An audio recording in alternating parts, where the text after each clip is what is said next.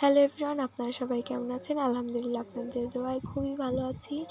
নদীর পাড়ে আমার খুবই ভাল লাগে এবং যে ঢেউটা আসে কতক্ষণ পর পর আমার সেটা খুবই ভাল লাগে এবং হালকা ঝোড়ো বাতাস, দূরের দৃশ্যটা খুবই সুন্দর, গাছপালা খুবই ছাওয়ার মতো দেখায়। আমার খুবই ভাল লাগে এবং আমি নদীর পাড়ে হাঁটতেছিলাম, সেই সময় দেখি 3টি ছাগল দৌড়ে আসছিল এবং ঘাস খাচ্ছিল, দৌড়ে এসেই ঘাস খায়।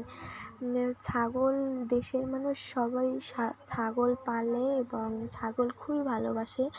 আর ব্লকের ধারে ছোট ছোট ঘাস, তারপরে লতা পাতা, তারপর ঝোপের মতো খুবই সুন্দর লাগে, সবুজ সবুজ ঘাস, সবুজ সবুজ পাতা, আমার খুবই ভালো লাগে। আমি একটা ছিঁড়ে হাতে নিলাম, আমার খুবই ভালো লাগছিল।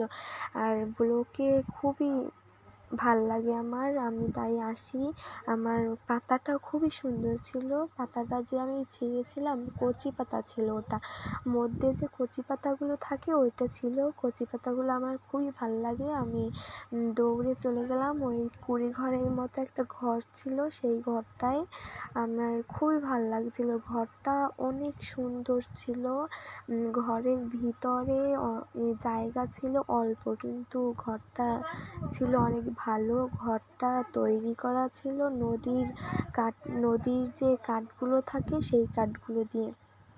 নদীর ধারে প্রায় এরকমের দেখা যায় ঘর, এবং ঘর থাকে এরকমের। আমরা ওই জায়গায় বসছিলাম এবং একটা পাগল আসছিল, দৌড়ে এসে শুয়ে পড়লাম। আমরা ভয় পেয়ে তারপর ওই জায়গা থেকে চলে আসলাম এবং আমার খুবই ভালো লাগছিল নদীর ধারে। আপনাদের কাছে শেয়ার করে আরও ভালো লাগছে।